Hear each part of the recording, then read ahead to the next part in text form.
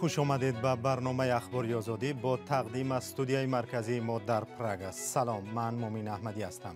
امروز 22 ایول است. سرخط خبرها. تحقیق کشتار دو زن فراش در اداره زمینی ناحیه دیوشتیچ. نزدیکان قربانیان عدالت و مجازات قاتلان را طلب دارند. مقصدی باید دیگه بودگی نموشهایی بودگی 200 میلیون سامانی امانت بانک کجا شد؟ رهبران این بانک مفلسی مشتریان و بحران مالیوی جهانی را سبب می‌دانند. هر یک بحران مالیوی اقتصادی اول شده به بانک‌ها تاثیر می‌رساند. قرقیزستان امیدوار است که با شیر اسب سیاحان را به این جمهوری کوهستانی جلب می‌کند. من طعم آن را حتی تصویر کرده نمیتوانم. در عربستان سعودی چیزی مانند به این نیست. برنامه را با خبری از ولایت سوغد آغاز میکنیم. مقامات انتظامی ناحیه دیوشتیچ میگویند کشتار بیرحمانه دو فراش در اداره دولتی این ناحیه را تحقیق میکنند. روز 16 ایول در بینای اداره زمین ناحیه دیوشتیچ سوختار به عمل آمد و فردایش دو زن فراش این اداره بیرحمانه کشته شدند. انگیزه کشتار چیست و آن چگونه رخ داده است؟ همکارم فرزان محمدی به جای حادثه رفت و با پیوندان کشته شدگان صحبت کرد. گزارش او را با هم می‌بینیم. 5 روز باز خانواده عائله فاضلوف در دهه غزنترک ناحیه دیوشتیچ ماتم دارند. از این خانواده وارثه فاضلوی 56 ساله و عروس این عائله امیده زاکروی 45 ساله که هر دو در یک اداره همچون فراش کار می‌کردند کشته شدند. حادثه روز 17 ایول در داخل بینای اداره کمیته زمینی ناحیه دیوشتیچ رخ داده است. همکاران زنان کشته شده و نفران در این حادثه گمانبر آماده نشدند در این باره تفصیلات بدهند، ولی گفتند از آن روز مقامات انتظامی در اتاق چند از آنها را بستند و پی تحقیق حادثه هستند. پیوندان زنان کشته شده انگیزه کشتار را به رخداد سوختار در آن اداره ربط می‌دهند. پدر امیده میگوید حادثه اول سوختار روز شنبه 16 ایول روی داد و در پی زنگ تلفنی او دخترش را برای پاککاری در حال به اداره رساند. ولی این حادثه یک روز پس نیز تکرار یافته و منجر به مرگ فراش زنان شده است. دکتر همون روز مون نبیه ممکن همون روز همین کانتور این فکر خودم ممکن همین کانتور سیروان میسوزد سیر اشکار نمیشه سیر مقصد این فکر خودم من burada برفتم بعد اینو همون روز کار بود نشده که خیالم با پاکتون رفته کارگارو معلوم نبود سیر شبانگی پزار معلوم نشود بوده توزه کنی رفتگی مقصد انمی توزه کنی رفتگی و یا اوزه یه پلان کشیدگی همه آدمو دویم روز رواد با مشاهد دو دوست ما اول با مشاهد دو دیگه با مشاهد دو دوست مجبور همین کار بود رفتگی دیگه مقصدی باید دیگه بودگی ما مشاهد همین کار کردگی و وارثه جان و یا با 13 تا زخم بود همش ریزنی وزنی و یا смертельный بود و وارثه جان با 11 تا کار زدگی اساساً کارد یکم زدگی شما این دیل با پیش دیل قفای دیل بود دیل بزدگی سونی جگر بزدگی سونی و اسنانگی زخمای خیلی اول زخم وفات نمی اساساً دیل بزدگی جگر بزدگی زخم احمد وفات کرد. مقامات تفتیشاتی با گذشت تقریباً یک هفته از این حادثه هنوز هم درباره آن یگان اطلاع رسمی نشر نکردند. ولی به قول منبع‌های رادیو آزادی در پی این حادثه اول پاسبان اداره رجب عالیموف و سپس متخصص کمیته زمین ناحیه دیوشتیچ صحاب‌الدین منورزاده بازداشت شدند. نظری نزدیکان بازداشت شده و وکیل مدافع آن در این باره دسترس نیست. همچنین انگیزه کشتار نیست. نزدیکان قربانیان حدس میزنند که این قتل را چند نفر انجام دادند. من خیال میکنم اینجا دو کس بود جای همکاراشان که مناسبتش نهایت بهترین بود. از وارثه فاضلوف یک پسر و از امیده زاکروف 3 دختر مانده است. پیوندان کشته شدگان میگویند که دو زن به سختی روز میگذرانیدند و طلب دارند که قاتلان باید جزای سزاوار بینند. فرزان محمدی، رادیو آزادی، ناحیه دوشتیچ. نمایندگان پالات حسابی تاجیکستان میگویند در بانک دولتی امانت بانک کمبودی بزرگ مالی آشکار شده است.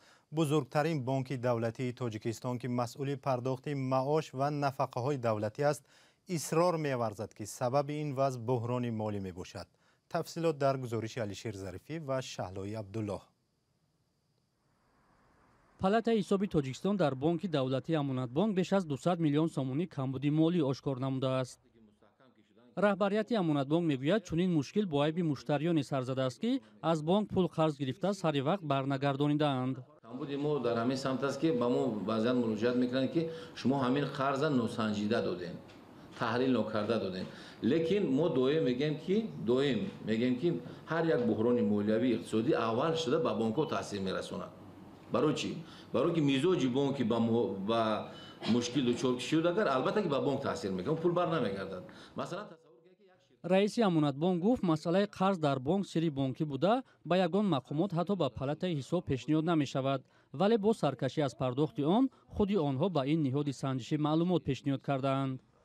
نمایندگان پالات حساب بر این نظرند که کمبودی ها را آنها در پی اودیتی انجام دادهشان در بانک آشکار ساختند. با قول رئیس این نهاد نسبت مشتریان بانک به مقامات دادستانی پرونده ارسال کردند ولی کمبود مالی پورا برقرار نشده است. 18 پرونده با پرکاتور جنرالی ارسال نموده. در نتیجه ولی قانون پرکاتور جنرالی با مبلغ 50.4 میلیون حالت برقرار کردند. باقی مانده 104 میلیون در اونجا اکثریت فایز جریمه و احترام است. در امانت بانک و پالات حساب تصدیق نمودند که برای چنین کمبودی ها در برابر مشتریان نسبت کارمندان بانک نیز چاره‌جویی شده است ولی جزئیات بیشتر ندادند. نمایندگان پالات حساب سال گذشته نیز گفته بودند که در امانت بانک بیش از 41 میلیون سومونی ضرر مالیوی آشکار شده است. با اطلاع پالات این مبلغ از صورت حساب مشتریان به اجازه آنها گرفته شده است و تا حال پورا برقرار نشده است.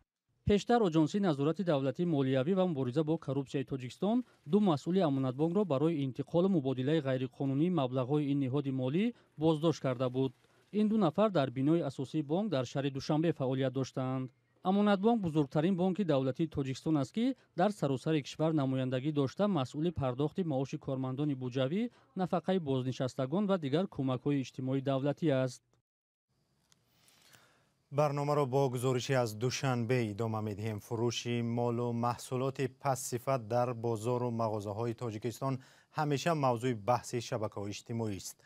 برخی عکس این یا آن محصولات را می‌گذارند که صفتش بد است و یا مهلت استفادهش گذشته است.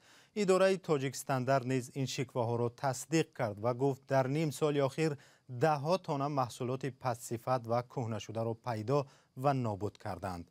همکارانم براد یوسفی و سرویناز روح‌الله در این باره گزارش می‌دهند. در 6 ماه اول سال جاری تاجران و صاحبکاران بیشتر از 23 تن مال و محصولات پس‌صفت و مهلت استفادهش گذشته را برای نابود کردن به انبارهای آژانسی تاجیک استاندارد سپردند. مسئولان تاجیک استاندارد میگویند به خاطر همکاری و رعایت کردن حقوق استعمال کننده نام چنین صاحبکاران را آشکار نمی‌کنند و بر اضافه قدردانی می‌شوند. خیلی در نوار می‌بینیم از شرکت وارد کننده محصولات خارجی، یعنی در مهلت استعمالش گذشته با مقدار 8854 عدد محصولات گوناگون پارفیمری کسمتیکی با اجنسی طبق درخواست شرکت وارد گردید و طبق ترتیب مقرر گردیده روزهای نزدیک در پرتگاه سخت معیشی شهر دوشنبه طبق ترتیب مقرر گردیده در حیات کمیسیا نیست نابود می‌گردد. با گفته مسئولان مقامات تاجیک استاندارد در میان تاجران و صاحبکاران و استحصال کنندگان یک معرکه گسترده را راه اندازی کرده است که هدف آن به بازار راه نیافتن محصولات پس‌صفت و مهلت استفادهشان گذشته می باشد. اینچنین در نیم ساله اول مقامات آژانسی تاجیک استاندارد تاجران و صاحبکارانی را که مال و محصولات پس‌صفت و مهلتش گذشته را به فروش گذاشته بودند در حجم بیشتر از 620,000 سومونی جریمه کردند. هنگامی رایگان صحیح کننده‌های بزرگوی جمهوری در 1364 خولت که رایگان کردن خود جمهوری سعودی و نکردن خلابور سنان موجودی میوی تکنیکی و فریدی سنوکنگون اصول کرده شد و به صورت سوبیتون شورای معمولی هم بیشتر شده است. соҳибкорон мегӯянд риоят кардани талаботи сифати молу маҳсулот дар бозор боиси ҷалби бештари харидорон ва бозоргир шудани молу маҳсулоташон мешавад. Тоҷикстандард низ ҳамзамон озмуни маҳсулоти беҳтаринро баргузор карда, ҳамчунин соҳибкоронро қадрдонӣ мекунад. ин нишони он аст ки сифати маҳсулоти мо ҷавобгӯи стандартҳои ҷаҳонӣ мебошад. сарфи назар аз ин иқдомҳои мақомоти Тоҷикстандард бархе харидорон шикоят мекунанд ки ҳоло низ дар бозорҳои Тоҷикистон молу маҳсулоти пассифат ва муҳлати истифодаашон гузашта зиёд аст. дар нимсолаи аввал ба Тоҷикстандард аз чунин ҳолатҳо 50 нафар шикоят кардаанд ки ба гуфтаи ин ниҳод ин рақам нисбат ба солҳои қаблӣ хеле коҳиш ёфтааст. و گزارشی از کشوری همسایه قرقیزستان کشوری معروف در میان کوهنوردان تلاش دارد با قمیص نوشاکی که از شیر اسب آماده می شود سیاحان بیشتر را به اینجا جلب کند.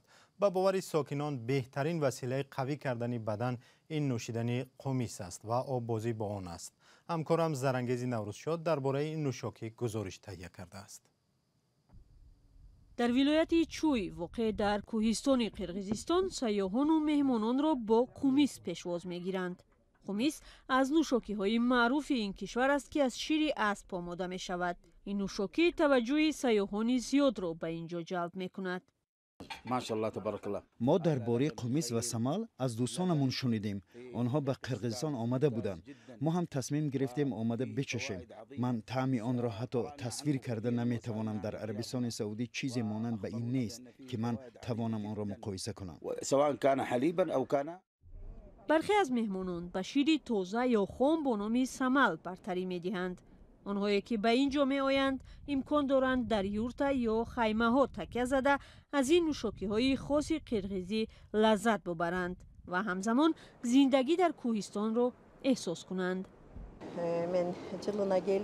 من کوشش میکنم هر سال ماه می ایون به اینجا بیایم و شیر اسب بنوشم. مشاهده کردم همان سالی که من قمیص نمی نوشم خودم را ضعیف حس میکنم. وقتی قمیص بنوشم حتی زمستان بیمار نمی شوم. خودم را خوب حس میکنم. در این آخرها شماری سیاحان روس بیشتر شده است. مقامات تلاش دارند با واسطه قمیص یا نوشاکی از شیر اسب سیاحی را رشد دهند. دوره طبابت با قمیص موسمی است. در این موسم از داخل و خارج کشور مخصوصا از کشورهای سابق شوروی به اینجا می آیند. قمیص به تمام بدن فایده دارد. حالا برای نوشیدن قمیص و طبابت با آن مهمانان زیادی از کشورهای عربی و اروپا و روس ها آمده ایستادند. با گفته ساکنان بهترین وسیله قوی کردن بدن این نوشیدن قمیص و آببازی با آن است. همچنین آن چون بهترین تشنشکن در گرمای تابستان دانسته می شود. حالا در 3 روز 200 لیتر قمیص می فروشیم. با اینجا قمیص نو و از شیر تازه کشیده شده می آوریم. این یکی از بهترین نوشاکی های قرقیزی است. آن هیچ ضرری ندارد. قمیص بخشی از فرهنگ قرقیزها هم هست. چوبی که برای تهیه قمیص استفاده می شود بیشکک نام دارد. میگویند نام پایتخت قرقیزستان هم از همین جا منشأ میگیرد. برای قرقیزها این نه تنها تجارت است بلکه تاریخ ما با آن پیوند است. گذشته های ما قمیص را نه برای طبابت بلکه در زندگی هر روزه خود استفاده می کردند. دوشیدن اسب نظر به گاو دشوارتر بوده است. این مهارت خاص را طلب می کند. معمولا این کار موسمی بوده در میانه های ماه می و ایول انجام می شود. در همین موسم هم سیاحان به این کوهستان می آیند تا بدن خود را قوی کنند. با همین برنامه اخباری آزادی به پایان رسید. خبر، عکس و ویدیوهای ما را هر لحظه می توانید در صفحه های ما در فیسبوک، اینستاگرام، تلگرام، توییتر و وبسایت رادیو آزادی پیدا کنید. با ما باشید تا به خبر نمانید.